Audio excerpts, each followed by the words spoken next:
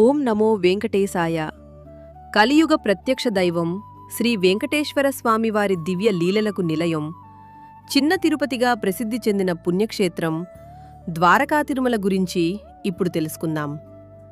పశ్చిమ గోదావరి జిల్లాలోని సుందరమైన ఏలూరుకు సమీపంలో తూర్పు కనుమల మధ్య పచ్చని ఒడిలో వెలిసిన ఈ ఆలయం అడుగడుగునా ఆధ్యాత్మికతను, అపారమైన భక్తిని పంచుతుంది.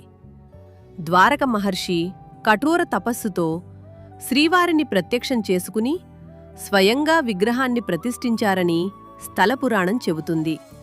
అందుకే ఈ క్షేత్రం ద్వారకా తిరుమలగా పేరుగాంచింది.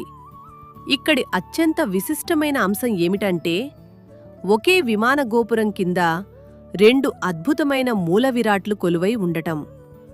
ఒకటి పూర్ణ రూపంలో ఉన్న శ్రీ వెంకటేశ్వర స్వామివారి విగ్రహం, ఇక రెండోది పాదాలు లేని స్వయంభూగా వెలసిన స్వామివారి విగ్రహం. ఇలా రెండు విగ్రహాలు ఒకే సన్నిధిలో ఉండటం ప్రపంచంలో మరెక్కడా కకానరాని అద్భుతం. ఈ రెండు రూపాలను ఒకేసారి దర్శించటం, అలిపిరిలో కొండలు ఎక్కి తిరుపతి శ్రీవారిని దర్శించుకున్నంత పుణ్యమని భక్తుల ప్రగాఢ విశ్వాసం. భక్తులు తమ కోర్కెలు నెరవేరాలని, మోక్షమార్గాన్ని పొందాలని, సకల పాపాలు తొలగిపోవాలని ఈ క్షేత్రానికి తరలివస్తుంటారు. నిత్య కళ్యాణాలు, బ్రహ్మోత్సవాలు, పండుగలతో ఆలయం సందడిగా ఉంటుంది. స్వామివారి లడ్డూ ప్రసాదం రుచి చూస్తే మనసు తన్మయత్వం పొందుతుంది. ద్వారకా తిరుమల ఆలయ ప్రాంగణంలో అడుగుపెడితే ఎటు చూసినా పవిత్రత, ప్రశాంతత పరిఢవిల్లుతాయి.